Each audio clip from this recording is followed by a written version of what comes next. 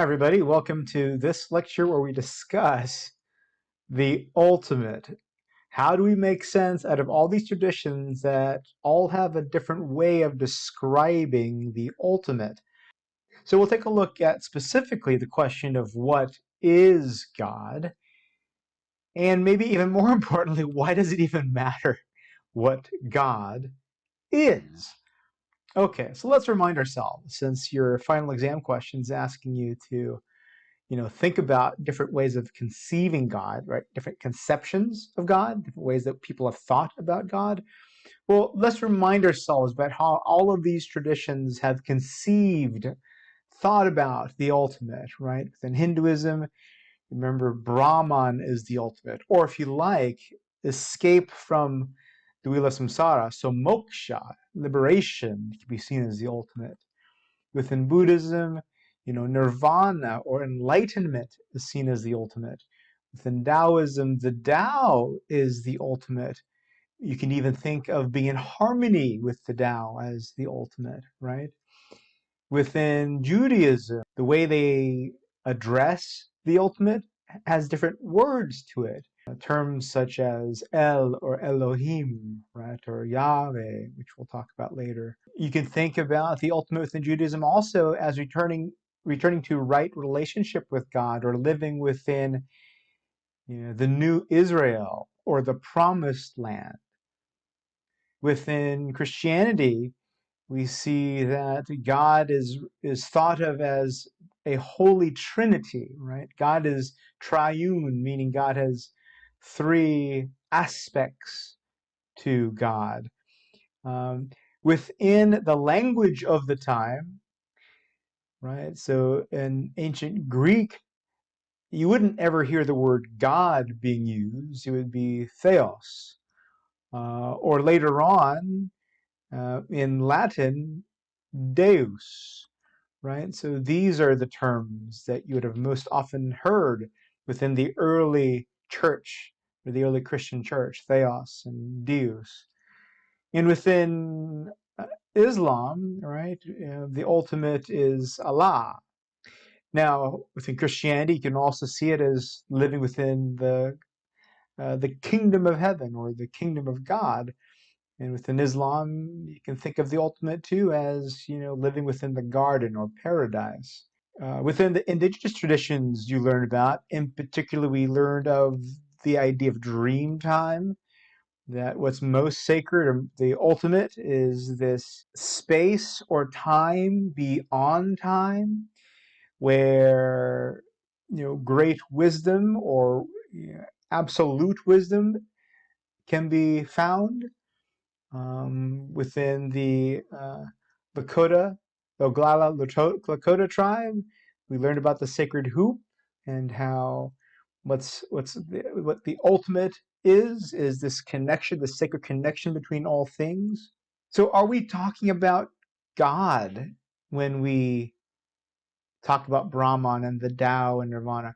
Are we talking about God when we're talking about Dreamtime or the sacred hoop? Or are we talking about different things? I mean, the word God doesn't even come about until hundreds of years after any of these traditions. Within Judaism, there was no Jew that mentioned God at any point in their lives, right? It was Elohim or other words like that in Hebrew. When Jesus was walking around teaching, he never said the word God. And when he was referring to what we now label as God, he would speak in Aramaic, which is the common language of his time. And whenever he would be referring to, what we think of as God, he'd actually be referring to, he would use the word Allah, right, which is a derivative of Elohim. Elohim, Allah. So Jesus would be saying Allah. He would never be saying God. Hopefully you notice how close that Aramaic term, Allah, is to the Islamic term Allah. All of those terms are related. Elohim, Allah, Allah. Those are all around before this term God came about. What is God then? Let's take a look at the German roots then of this term, right? God can be seen. By the way, this is controversial. meaning that why or how that eventually becomes what we think of as like supreme being. That's the mystery. That's the controversial part. But maybe you can come to a guess. Maybe you can start to hypothesize how that comes to be. Because when we take a look at the word God, it could be seen as to be referring to pouring something. So when you're at let's say a ceremony for the deceased, and they pour wine to commemorate the passing, that's the context where you'd hear Gott being used. So in that sense, Gott refers to pouring something. But think too about what's often poured, right? We're talking about wine, we're talking about libations. If you're not familiar, right, oftentimes alcohol is referred to as libation. Also remember that alcohol is also referred to as the spirits. So that might give you a clue of why we started to use this word to represent like the supreme or the ultimate. But this word, Gott, also can be seen used in the context of invoking something.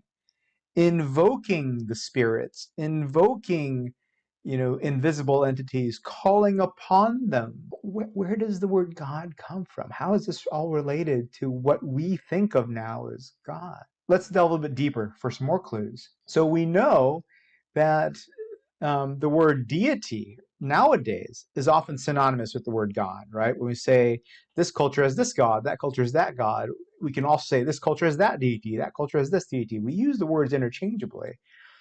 So where does the word deity come from? Well, the word deity comes from the Latin term deus.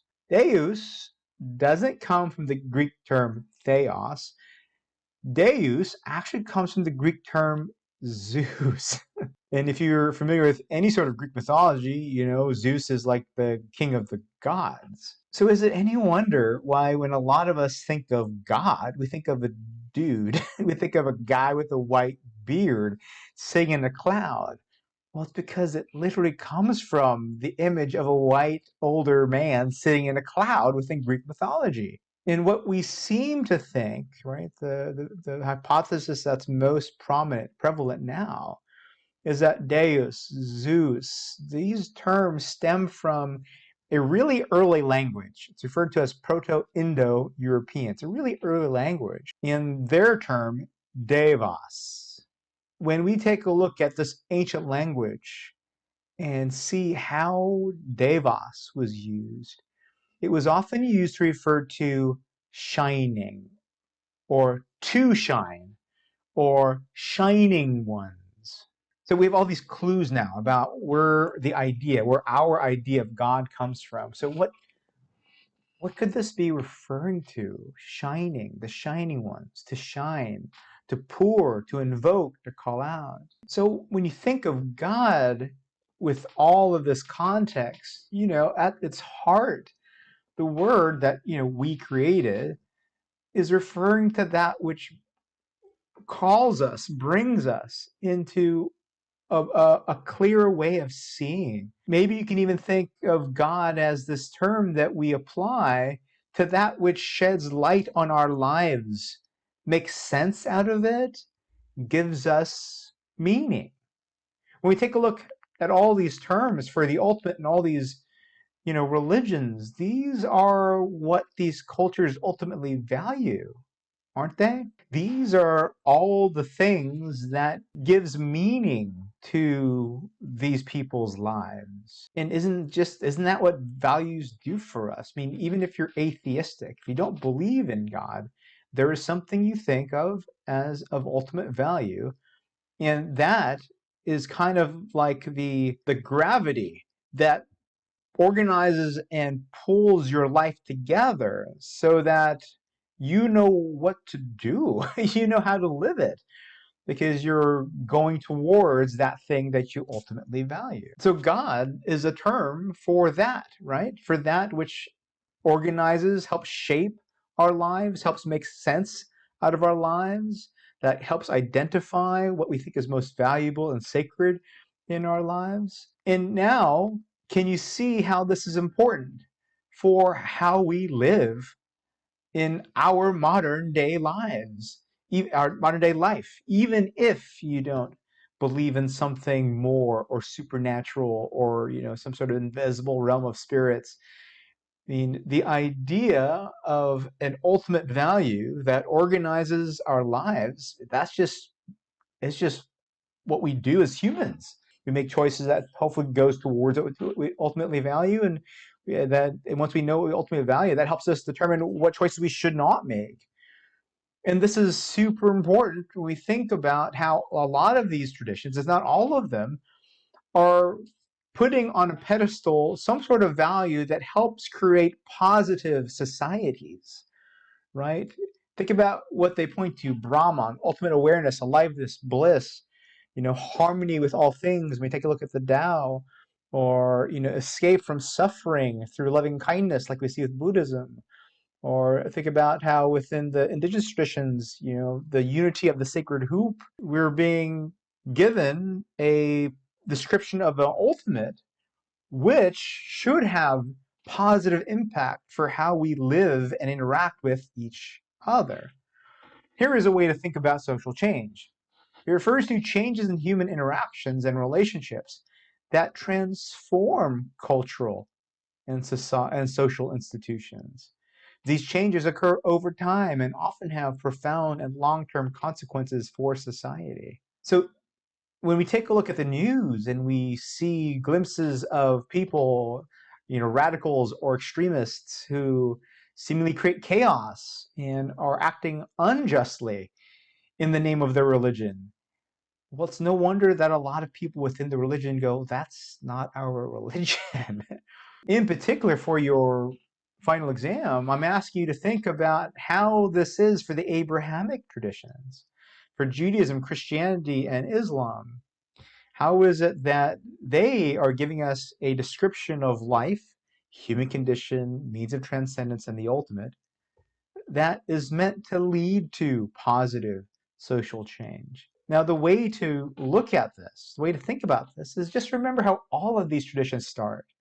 They all start within some sort of social, cultural, environment. And these movements come about to rectify that environment, to improve it, to transcend it. Think about how within Judaism, we're talking about an environment or a social structure where they were enslaved by the Egyptians, where they're conquered by various groups like the Babylonians, where they're placed into exile as a result, right? And treated unjustly. Think about Christianity and how it begins, the Jews under oppressive Roman rule, and how unjust that is. Think about how Islam begins within these tribal societies that are in the midst of constant tribal warfare, where there's injustice towards the poor, towards women, towards orphans. I mean, all of the religions, and in particular those three Abrahamic ones, they are movements that are literally protesting against the status quo. Can you relate that at all to what you see in, our modern society in America, where we see injustice, where we see an unfair society, and we see groups that are reacting to it. They are protesting against it. That's what happened with these Abrahamic traditions. So look at how they describe what the ultimate is like, what the right relationship with God is like, what a return to Eden is like. The Jewish tradition will often say things like returning to the promised land, returning to or establishing a new Israel. I mean, that's a social, political establishment, right? It's talking about a different way of living amongst people.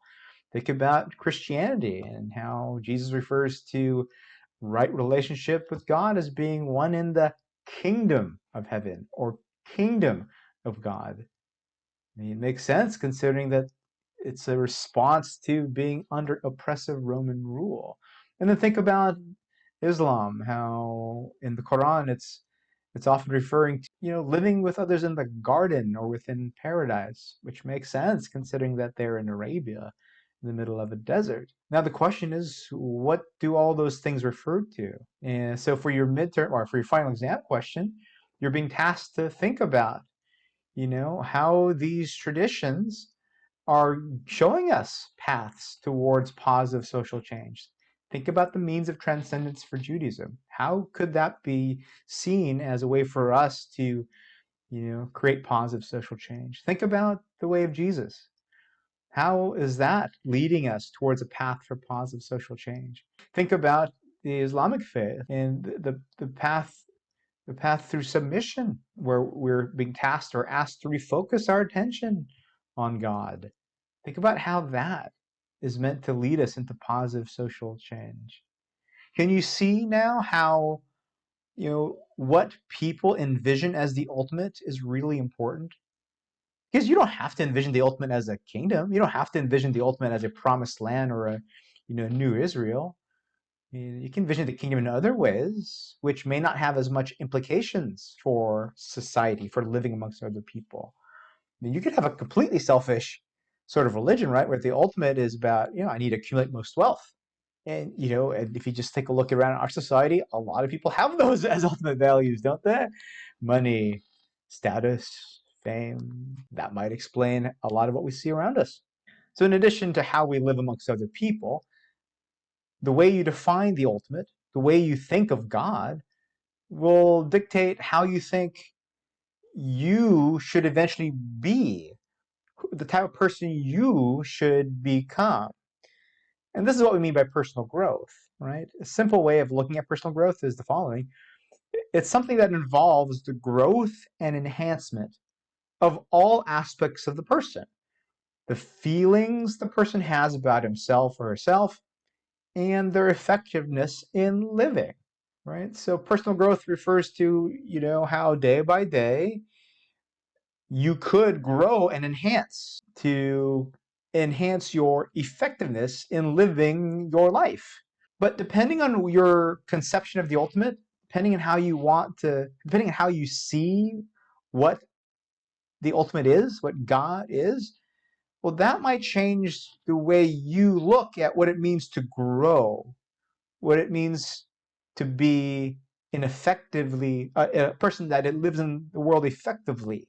So let's take a look at that through the article or the interview that you saw with Armstrong. So, Karen Armstrong is a religious scholar. She's written lots of books and written a lot on religions in general, but God in particular. And in the interview you listened to or read for today, she gives us a depiction or a description of God that is a little bit different, right, than how a lot of people think about God where we live in the West and in America in particular. So she said something like this as one characteristic. She said, God is neither male or female. Now, why is that conception, that picture of God important? Why is it important whether you think of God as male, God as female, or as neither? Well, the issue she brings up is that if your conception of God is male, then men are closer to the ultimate, right? They're closer to what we should ultimately value. Men are closer to perfection. Can you see the sorts of issues that can arise when we think of God in that way, and then, men in that way?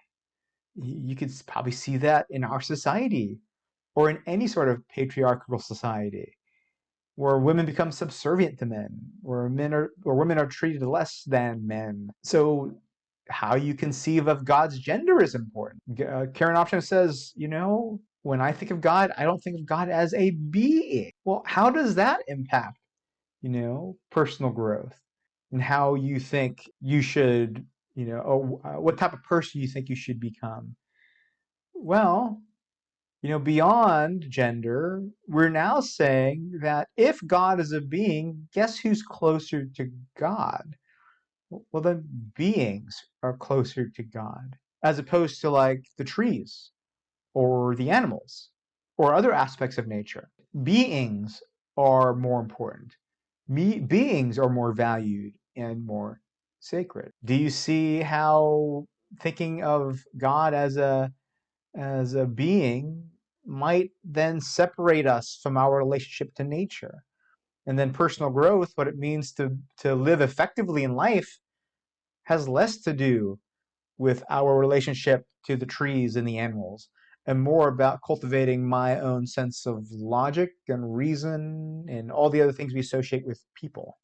Armstrong also mentioned that God for her is not necessarily creator or first cause.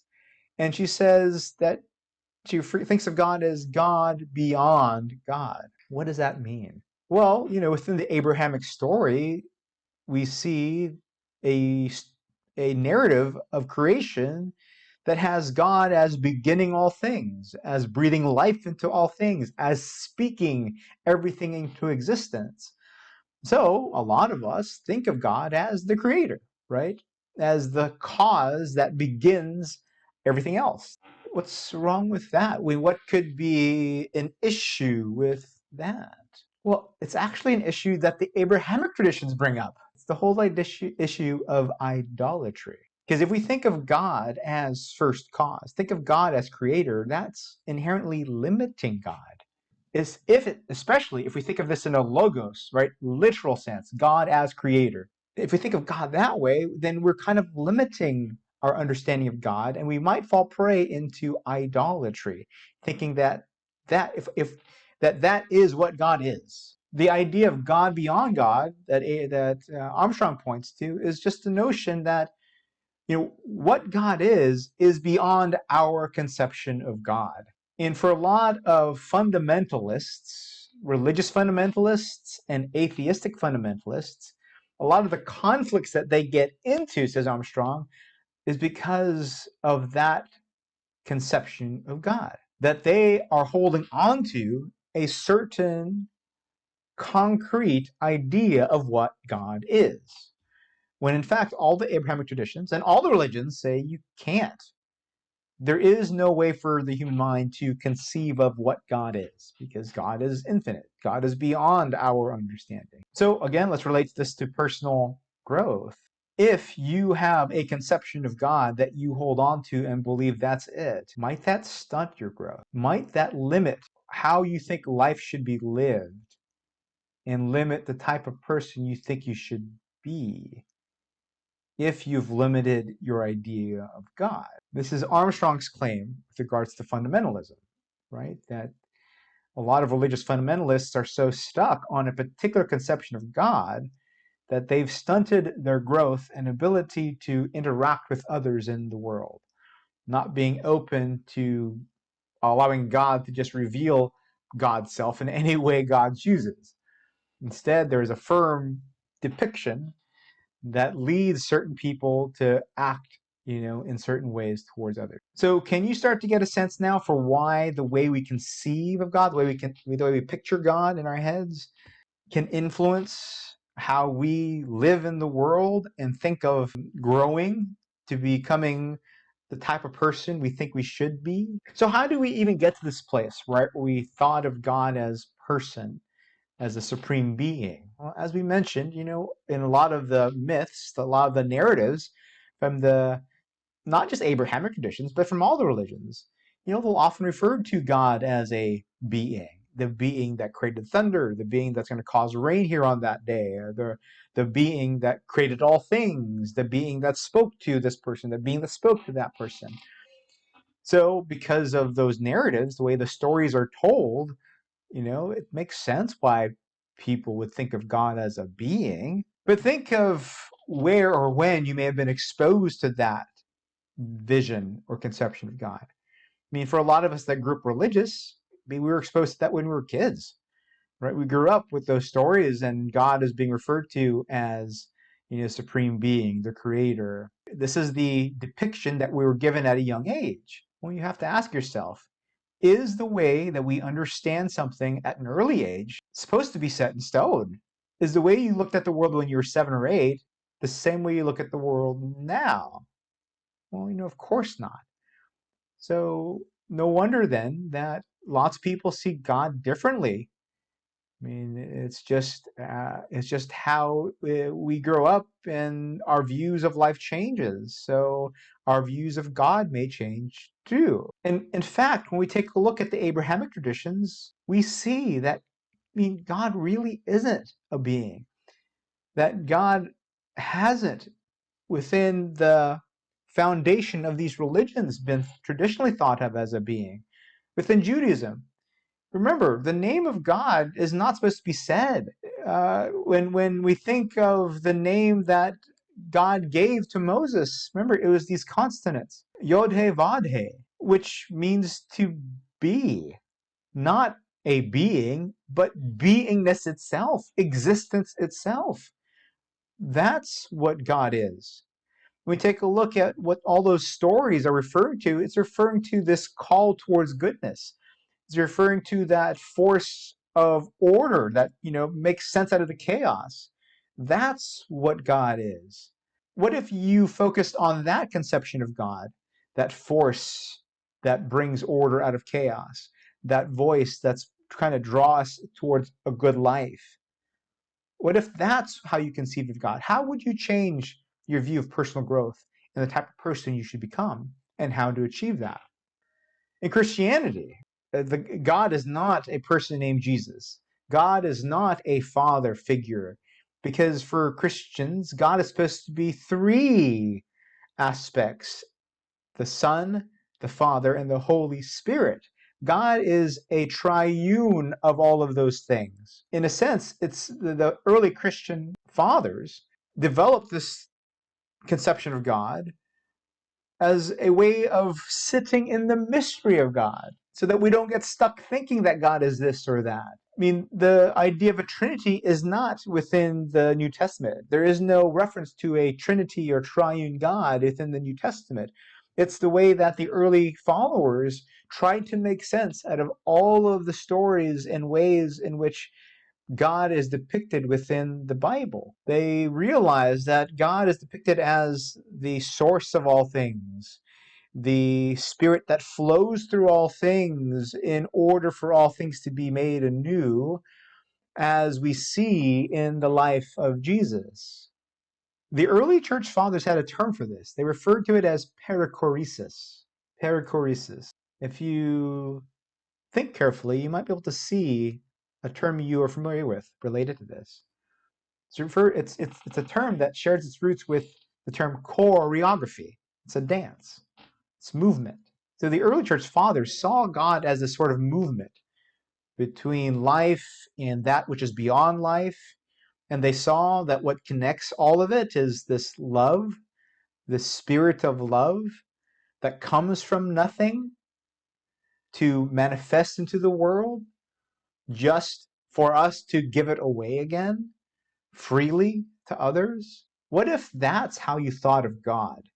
Not as a stern father or as a punisher or as any sort of being, but as this movement of love between all things in the material world and between the world that we can't see, from which everything comes from. It's this continual movement of love. How might that change your approach to personal growth? And then in Islam, remember, we're told not to think of God, that God is beyond imagery, it's beyond the material. So God is not a personal being. We're told that God is this truth that lies behind the veil when we're able to pierce through it. We're told that God is this flame that the moths, would see and were attracted to, but were too afraid to immerse themselves in.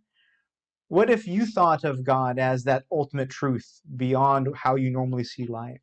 What if you think of God as that flame that you're attracted to in life, that thing that calls you to it, right? That, when you are either in your desperate times or when you're just sitting alone, whenever you have this feeling of passion towards something, this call towards something, what if that's what you thought when you think about God, as that calling, like the Prophet Muhammad, as he was called in the cave to become the reciter of the Quran? What if you thought of God as that calling, that thing that attracts you, that most attracts you, right? That thing that's ultimately true beyond, cultural norms. What if that's what you thought of God? How might that affect the way you think about personal growth? How might that affect the way you think about the type of person you should be, the type of life you should live, what it means to live an effective life? All of these ways that we've just talked about, within the Abrahamic tradition, I mean, this is the tradition. This is the tradition. This is what's always been there that people often don't see because they either don't delve deeply enough or because, it's much easier to see God as only a being, right? Because that's what's easier for us to relate to. But what if you thought of God in these different ways? Are these the only ways to think about God? Is this the right way to think about God? Well, you know, that's a question for you to think about. How do you deal with this? How do you deal with all these different ways of thinking about God? Is there really one that's more correct than the other? Is a supreme being more correct than to think of God as, this dance of love? Is a supreme being more correct, maybe, to think about than, Brahman, the underlying source and ground of all existence? Is being thinking about God as a male, right? Is that the most accurate? Does that do more for you than thinking about God in any other way? I mean, these aren't questions I'm going to answer for you. These are questions that you have to answer for yourself. But how do we live with other people who see the ultimate differently? Whether it's Brahman, a male deity, love, ultimate truth, even money. How do we live in a world with all those different perceptions? How do we react to people that have a different conception of the ultimate? This is the problem or the issue of religious diversity. And that's what we'll be talking about in our next